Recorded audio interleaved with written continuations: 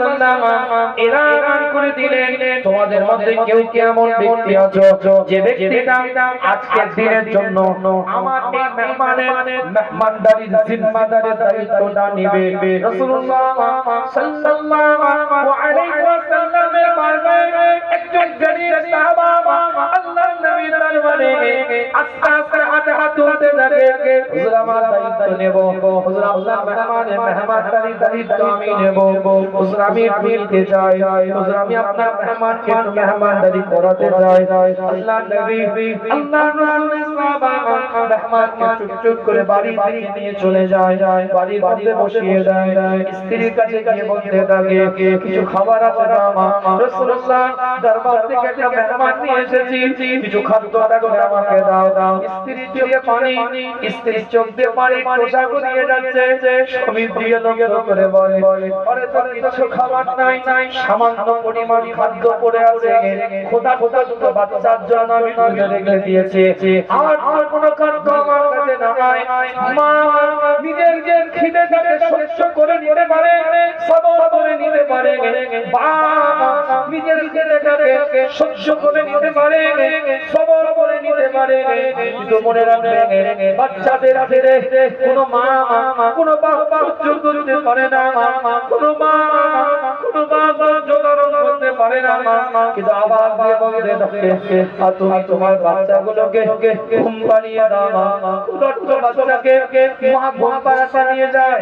রাসূলুল্লাহ সাল্লাল্লাহু আলাইহি ওয়াসাল্লামের দরবারে মেহমানদারি করা হবে, খোদা তো বাচ্চাকে ঘুম পাড়িয়ে দেওয়া হয়। আস্তে আস্তে স্ত্রী স্বামীর কাছে এসে বলে আপনি যে খাদ্যটা তার সামনে নিয়ে যাবেন, কিন্তু যে পরিমাণের খাদ্য তিনি তো আপনাকে সৌজন্যতা বলবে আপনি একটু খেতে বসেন, তখন আপনি যদি ওই খাদ্য থেকে আবার খান ওই ব্যক্তি তো খোদা তৈরি হয়ে যাবে, তার তো খিদেটা নিবারণ হবে না। কি করবেন এখন? এই পরিমাণের খাদ্যটা যখন আপনি দিবেন তার সামনে, হযরত রাসূল পাক সাল্লাল্লাহু আলাইহি ওয়াসাল্লামের সাহাবা বলে আমি যখন খাদ্যটা তার কাছে নিয়ে যাব, তুমি আলোটাকে নিভিয়ে দিবে, আমি হাতটা নাড়াবো, সে মনে করবে খোদা খাচ্ছে, আর তিনি খেতে থাকবেন, ওই খাবারটার দ্বারা তার খিদাটা নিবারণ হয়ে যাবে। এইভাবে মেহমানদারি করলেন, নিদ্রা চলে গেল, ফজরের ওয়াক্তে আযান হয়ে যায়। রাসূলুল্লাহ সাল্লাল্লাহু আলাইহি ওয়াসাল্লামের দরবারে হুজুরের দরবারে গিয়ে দাঁড়িয়ে যায়, নামাজ আদায় করবে, নামাজে রত থাকবে।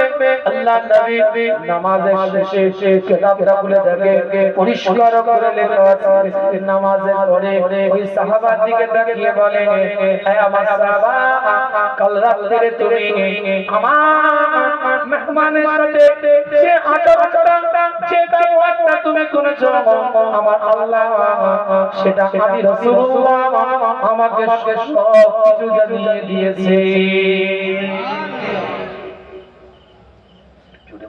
সুবহানাল্লাহ, আরেকটু জোরে বলা যাবে না? নারে তাকবীর, আল্লাহু আকবার, নারে তাকবীর, আল্লাহু আকবার, নারে তাকবীর, আল্লাহু আকবার।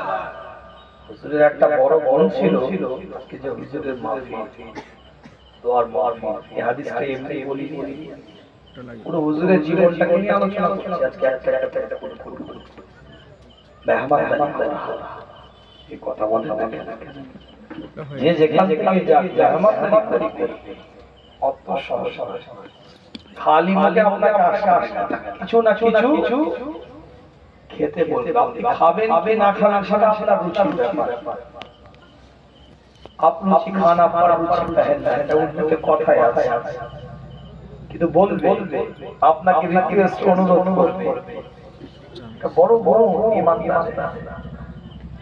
আল্লাহ নবী মুহাম্মদ রাসূলুল্লাহ সাল্লাল্লাহু আলাইহি ওয়াসাল্লাম সাল্লাম সাহাবে کرام হুজুরকে নিয়ে খাটারে খাটারে ওই জায়গায় বসে আছে আল্লাহর নবী সাহাবে کرام হুজুরের দিকে লক্ষ্য করে বলে গতকাল রাতে তুমি যখন আমার মেহমানদারি করছিলে আল্লাহ পাক আরশে আজিমের উপরে ফেরেশতাদের কাতার তৈরি করে ফেলেছিলেন ফেরেশতাদের জামাত তৈরি করে ফেলেছিলেন ফেরেশতাদের জামাতের দিকে তাকিয়ে আল্লাহ পাক আওয়াজ দিয়ে বলছিলেন এই দেখো বান্দাদের দিকে তাকিয়ে একবার দেখো তোমরা তো বলেছিলে ক্বালু আতাজকালু ফিহা মাইয়ুফসিদু ফিহা ওয়া ইউশফিকু দিমা তোমরা তো বলেছিলে তাদেরকে তৈরি করবেন না তাদেরকে বানাবেন না তারা রক্তাক্ত হবে একে অপরের সাথে ঝগড়া করবে ফাসাদ করবে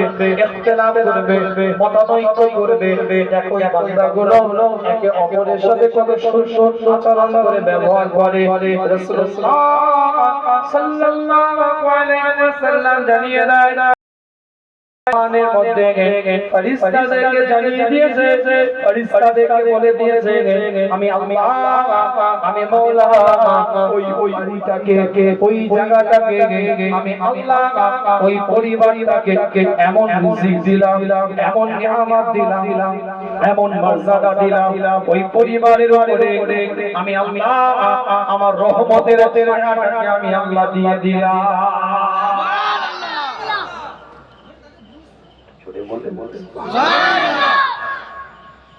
আজকে যুবক তোমাকে তৈরি হতে হবে জীবনের নীতিমালাটাকে বানিয়ে নিতে হবে রাসূল অনুযায়ী জীবনটাকে তৈরি করতে হবে আল্লাহ পাক কবুল করবে আল্লাহ পাক মাকামটা দান করে দিবেন এক একটা মর্যাদা আল্লাহ পাক দিয়ে দিবে যুবক তুমি যদি তৈরি হতে পারো জীবনের নীতিমালাটাকে একটু যদি তৈরি করে নিতে পারো শরিয়াতটাকে যদি একটু বুঝে নিতে পারো এক একটা বান্দাকে আল্লাহ কবুল করে নেবে ছোট্ট করে বলি কিতাবটা বলে দেখেন হযরত উমর ইবনে খাত্তাব রাদিয়াল্লাহু তাআলা আনহু একটা বুড়িমার ঘরের মধ্যে প্রবেশ করেছে বুড়িমার ঘরের মধ্যে প্রবেশ করে বলে চোখে দেখতে পায় না বুড়িমা অন্ধ একজন ব্যক্তি চোখে দেখতে পায় না পরিবারের কেউ নাই আত্মীয় স্বজন কেউ নাই এমন অবস্থায় হযরত উমর ইবনে খাত্তাব রাদিয়াল্লাহু তাআলা আনহু বলতে থাকে বুড়িমা তোমার কিছু সংসারের আমি কাজ করে দিয়ে দিই তোমার কিছু কর্ম আমি করে দিয়ে দিই আমি তোমার কিছু কাজ করে দিয়ে দিই হযরত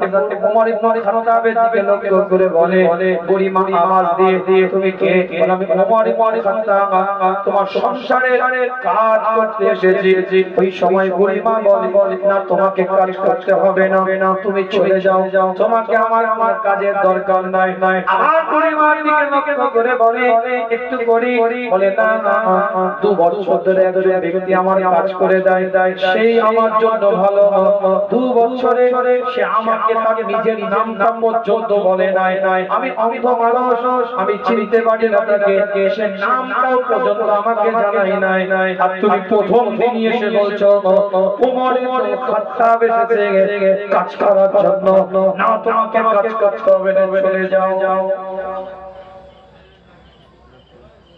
2 বছর একজন কাজ করে দিয়ে যায় এখনো কোনোদিন নাম বলে না ওটা চোখে দেখি না আর তুমি প্রথম দিনই বলছো ওমর ইবনে খাত্তাবের সাথে কাজ করতে হবে না যে করে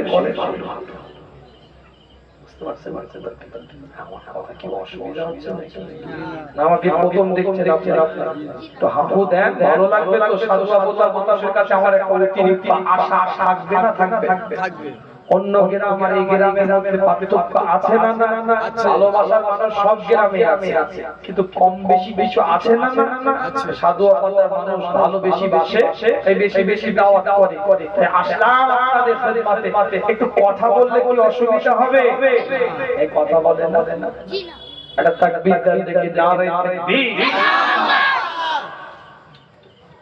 শ্রোতার থেকে বক্তা আগে কথা ঠিক বলছি না আর ক্রিকেট মাঠে টচ হওয়ার আগে দর্শক খাঁচা ভরা হয় কথা বলেন দর্শক ইডেন গার্ডেন সল্টলেক স্টেডিয়াম যুব ভারতী খাঁচা ভরা है আর এখানে বক্তার আধ ঘন্টা ওয়াজ হয়ে গেছে, কেউ চুল খাচ্ছে, যাবো যাবো এখন অনেক বাকি দিবে শুক্রবার আবারও গেল যে ভাইজান এলে তারপরে খাওয়া এখন নাই ওয়াজ সারা জীবন শুনেছি চুপ বসে কিছু আছে আবারও খাওয়া হুজুর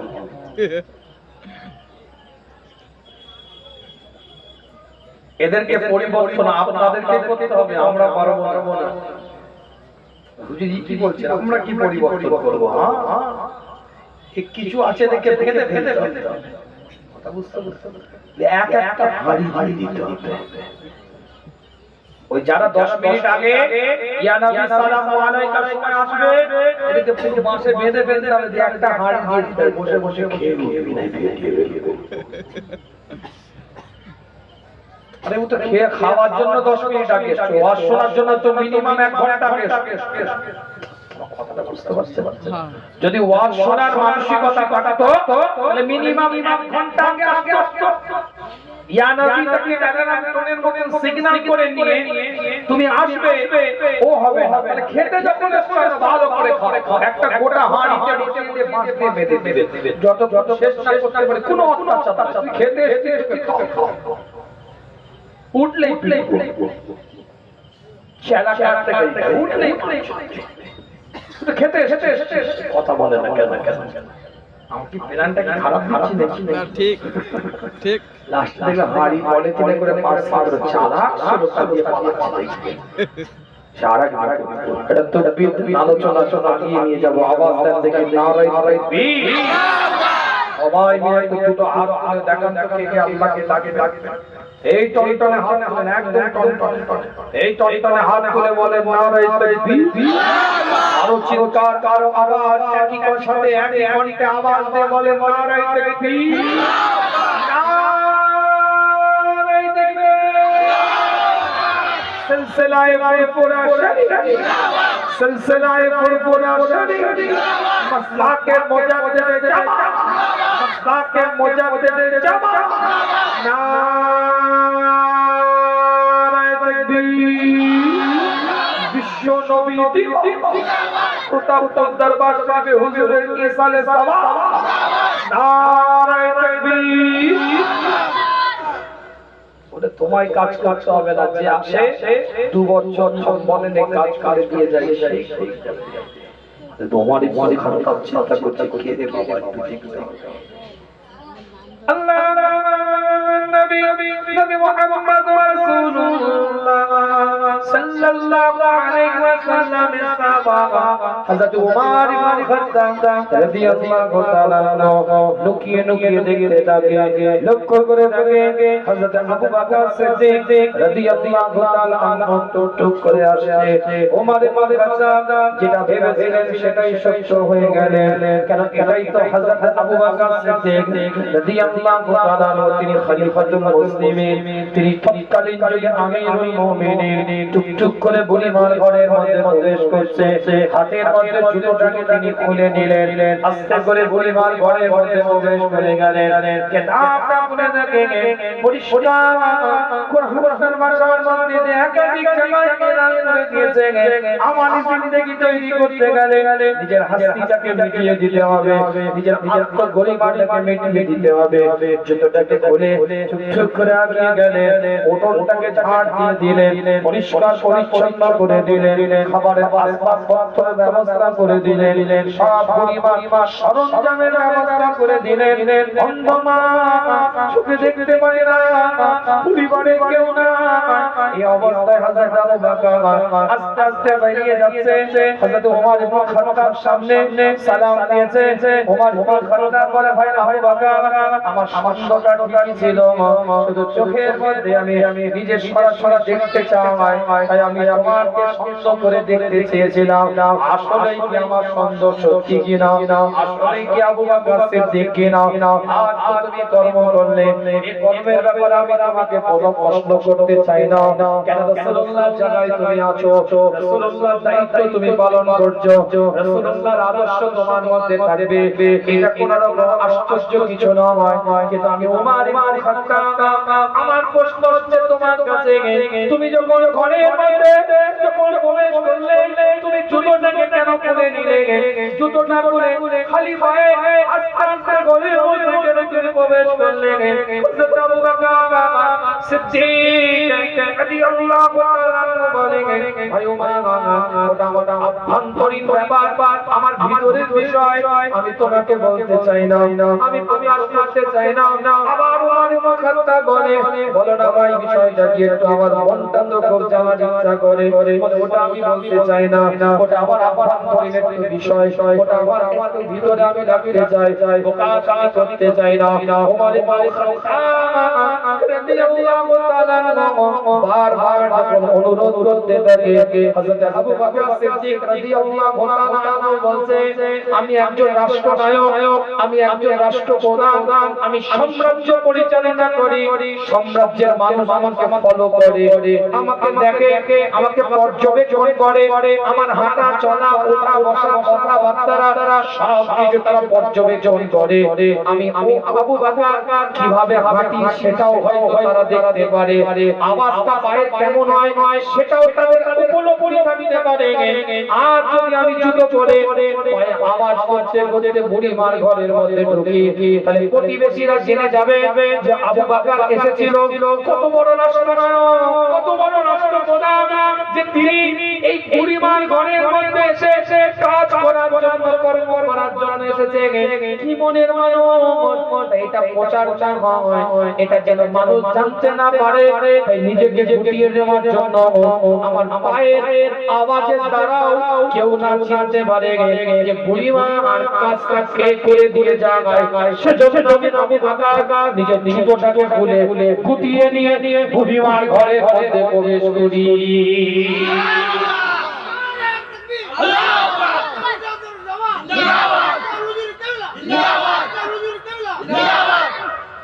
আমি জাকাতের 200 টাকা দিলে সেলফি না তুললে আমার কলজে ভরে ভরে।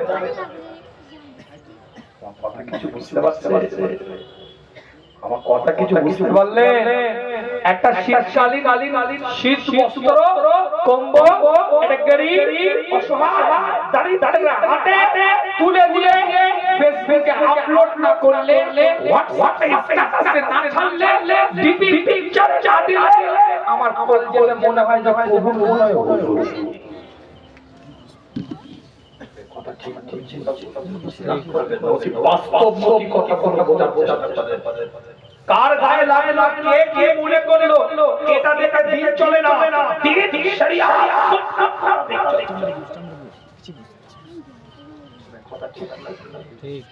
আপনি ডাক্তার হতে পারেন, ডাক্তারি আপনার পেশা, আপনি উকিল হতে পারেন, ওকালতি করা আপনার পেশা, আপনি ইঞ্জিনিয়ার হতে পারেন, ইঞ্জিনিয়ারিং করা আপনার পেশা, আপনি অ্যাডভোকেট হতে পারেন, আপনার দায়িত্ব ওকালতি করা আপনার পেশা, আপনি বড় ক্রিকেটার হতে পারেন, বড় ফুটবলার হতে পারেন, বড় জিমন্যাস্টিকের অলিম্পিক প্লেয়ার হতে পারেন, আপনি বড় আইপিএস অফিসার হতে পারেন, বিএসএফ হতে পারেন, কর্নেল হতে পারেন, আপনি জাহাজে ক্যাপ্টেন হতে পারেন, প্লেনের আপনি আপনার কি বলে পাইলট হতে পারেন। আপনার একটা সম্মানীয় পেশা, কিন্তু যে পেশার মানুষ আপনি হন না কেন, আপনার মধ্যে দিন রাখতে হবে, দিন থাকতে হবে, তবে আল্লাহ সম্মান পাবে। আপনি ডাক্তারি করেও ঈমানের জায়গা থাকতে হবে, ওকালতি করলেও ঈমানের জায়গা থাকতে হবে, আপনি পুলিশ হয়েও ঈমানের জায়গা থাকতে হবে, আপনি মাস্টার হওয়ার পরেও ঈমানের জায়গা থাকতে হবে, আপনি বড় রাজনীতিবিদ, রাজনীতি করে এটা আপনার পরিচয়, এটা আপনার একটা পেশা, কাজ, একটা কর্ম, এরপরেও আপনার ঈমানের জায়গাটা ঠিক রাখতে হবে। কথাটা ঠিক বলছি? আল্লাহ পাক কবুল করেন, সকলে বলেন আমিন। আলোচনা বাড়াবো না, যুবকদেরকে বলবো জীবন জীবন তৈরি করে দেব। আর জোর জোরে বলি এতে যদি খুশি না হও, পায়ের ধরে বলছে তোমার পীরের আওলাদ এক একটা মানুষকে আল্লাহ পাক ওলি হিসাবে কবুল করে নিবে। জীবনে নীতিমালা যদি সেভাবে অভিনয় করে লাভ ড্রামাবাজি করে লাভ আল্লাহ আমাদের সকলকে কবুল করেন। সকলে বলেন আমিন। বিদায় নেব আপনাদের খাত থেকে। ওটা করে পরিবেশকে নষ্ট করবেন না। আমি বলেছিলাম যে 8:30 থেকে 10টা পর্যন্ত বাবু থাকবো। ভাইজানের সাথে কথা হয়েছে 15 মিনিট আধ ঘন্টা পরে ইনশাআল্লাহ ভাইজান আসবে, আলোচনা করে আখেরি মোনাজাত করবে। পরিবেশ নষ্ট করবেন না। উঠে কেউ সকলে ধীরে ধীরে বসে আমার ইমাম সাহেব ভাই কিছু আলোচনা করবে। কেউ উঠবেন না। আজকে একটা কথা দিতে হবে। দেখি এতক্ষণ তো আমার নসিহত শুনলেন, আমার কথা কজন শুনলেন দেখবো কি কথা ঠিক না। একটা মানুষ উঠে যদি যান আমি দুঃখ পাবো, আমি দুঃখ পাবো। তাহলে বলি আমার প্রয়োজন থাকলে বিষয় আলাদা, কিন্তু এই আধ ঘন্টা এসেছে লাগছে সব পাবে। এই তো সাজলো এক ঘন্টা বলে সাজলো তো এক ঘন্টা, তো এখনই আপনারা চলে গেল হবে না। আমি যে কোরআন হাদিসের কথা বলছি, ইমাম সাহেব ভাই কি আলাদা থেকে কি বলবেন? রামায়ণ মহাভারত থেকে কিছু বলবেন? শুনতে অসুবিধা নেই। আমার মনে যদি কোরআন শুনতে আপনার ভালো লাগে তো ওনার শুনতে অসুবিধা কথা ঠিক। কেউ এটা আজকের এই পাড়ার এই মহল্লার মানুষের কাছে আমার আবেদন যেটা হুজুরের মাহফিল ছোট্ট করে একটা দোয়া করে আপনাদের খাদমাত থেকে বিদায় নেব। আমার আব্বা জানের জন্য দোয়া করবেন। উমরা আসার পরে হুজুর কেবলা শারীরিকভাবে একটু অসুস্থ, প্রায় 2.5 মাস অসুস্থ। সকলে একটু দোয়া করবেন। 5 বার ওরাল হয়েছে, হাই সুগার পেশেন্ট তো এখনো হুজুর বিছানা। আজকেও আসার সময় দেখা আসলাম। আল্লাহ শরীরটাকে যেন সুস্থতা দেন, শেফায়ে আজেলা কামেলা নসিব করে বলেন আমিন। জোরে বলা যাবে না আমিন? আমার মেজর চাচা আপনারা সকলেই জানেন, এলাকার মানুষের একটা ভালো প্রতাপপুর হুজুর আপনারা মহব্বতের ছিল। আমার মেজর চাচা আপনাদের সাথে ভালোবাসার মানুষ ছিলেন, ঠিক না? ফুরফুরা শরীফের ঐতিহাসিক হাসারাত সালে যিনি আখেরি মোনাজাত করতেন, পীর আল্লামা আবু ইব্রাহিম মুহাম্মদ কুবাইদুর সিদ্দিকী রাহমাতুল্লাহ আলাইহি। হুজুর কেবলা ভালোবাসার মানুষ না আপনাদের? হুজুর কেবলা আসতেন এলাকায়। এই যে হুজুর কেবলা ছোট মেয়ে আমার বোন, তিনি শারীরিকভাবে অসুস্থ। আমিও আমি আপনাদের কাছে দোয়া করতে আল্লাহ কবুল করে। গুনাহগারের জন্য দোয়া করবেন। আমিও আপনাদের জন্য একটু দোয়া করি। ইমাম সাহেব ভাই কিছুক্ষণ আলোচনা করবে, উঠা উঠবেন না, এটা আপনার কাছে আমার দাবি। আল্লাহ কবুল করেন। আল্লাহুম্মা আমিন। ইয়া আল্লাহ কবুল করুন। কতগুলো মানুষ আল্লাহ হুজুরের স্মরণে আজকে মাহফিল করেছেন। তানার রূহানি দোয়া, রূহানি তাওয়াজ্জুহ, রূহানি ফায়েজ আল্লাহ আমাদের নসিব আর ওই রূহানি চেহারা দেখতে পাবো আল্লাহ। কিন্তু আমরা আশা করি তানার দোয়া আমাদের সাথে আছে। আল্লাহ মাহফিল কালকে কবুল করুন। এই বাচ্চা ছেলেগুলো আপনি কবুল করুন। প্রত্যেকটা যুবক ছেলেদের মনে চাকা মসজিদ পুরো করে দেন। জামাতের সহিত নামাজ পড়তে মানুষই বসে আল্লাহ ওলি এই বাচ্চাগুলো ছেলেগুলোকে আল্লাহ ওলি মনে চাকাগুলো নিয়ামতের শরীয়তের রাস্তায় পরিচালিত করেন আল্লাহ।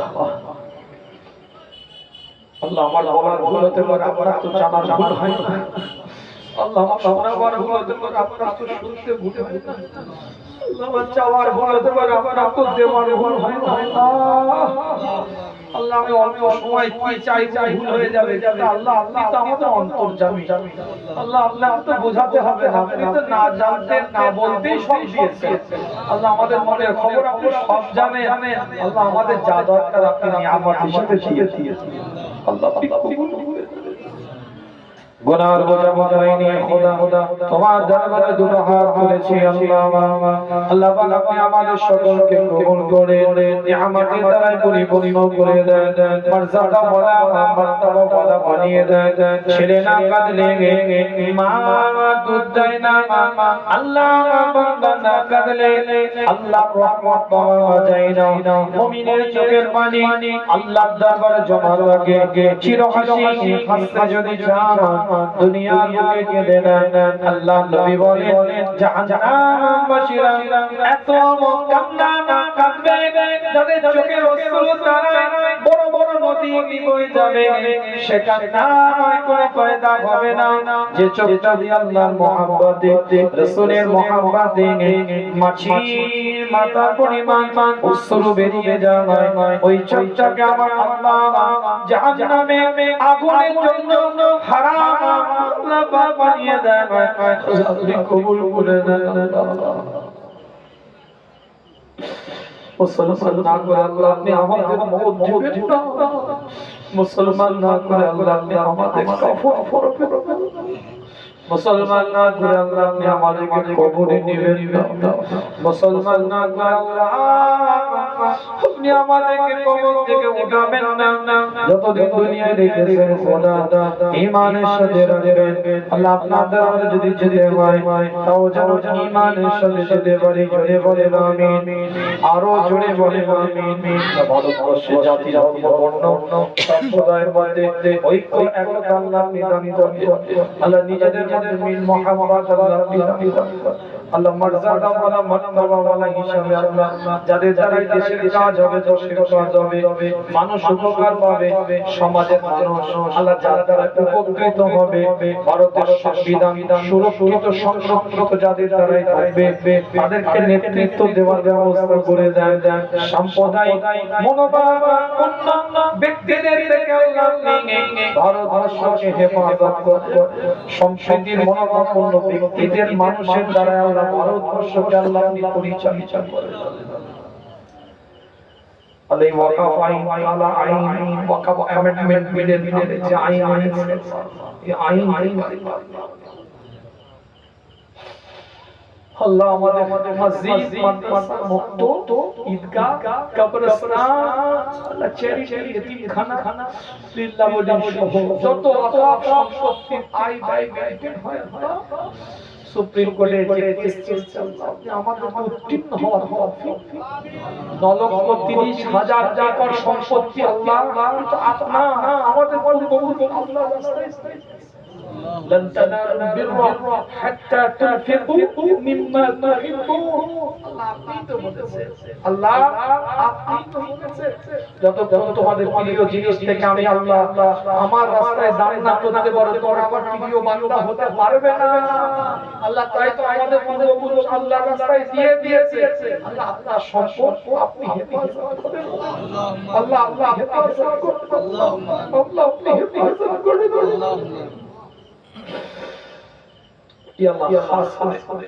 নতুন করে আবার এসআইআর চলছে, এসআইআর করা অপরাধ, কিন্তু এসআইআরটাকে ব্যবহার করে যারা পরিকল্পিতভাবে যাদেরকে হ্যারেস করছে, যেভাবে হ্যারেস হচ্ছে বিভিন্ন ভাবে বিভিন্ন প্রক্রিয়ার মাধ্যমে যদি কারো হ্যারেস করা মানুষকে পেরেশানি করার কোন রকম চক্রান্ত থাকে আল্লাহ এই চক্রান্তকারীদের চক্রান্ত থেকে হেফাজত করুন।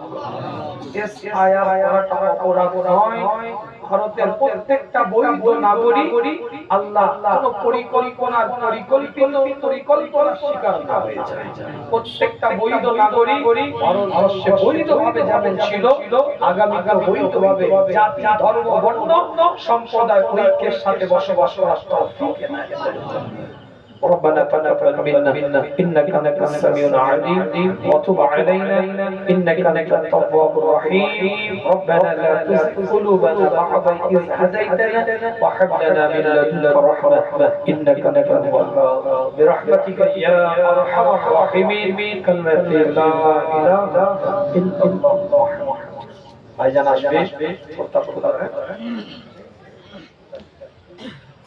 আল্লাহ পাক কবুল করেন। সকলে বলেন আমিন। গুনাহগার বিদায় নিই। কথা দিয়েছেন তো নাকি সালাম দেব উত্তর দিব, সালাম দেব উত্তর দিবে। আল্লাহ পাক কবুল করেন।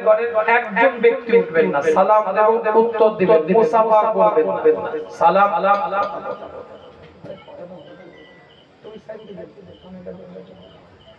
সালাম দেব, উত্তর দিবেন, আর কিছু আসবে, আলোচনা চলবে। আল্লাহ পাক কবুল করেন। আসসালামু আলাইকুম। আপনারা সালাম দেন। ওয়া আলাইকুম আসসালাম ওয়া রাহমাতুল্লাহি ওয়া বারাকাতুহু। একজন ব্যক্তি উঠবেন না, আজকে দেখে আমার কথা শুনেন, এত ভালোবাসেন, দেখে ভালোবাসার আপনি পরিচয় দেন। দরুদ শরীফ আল্লাহুম্মা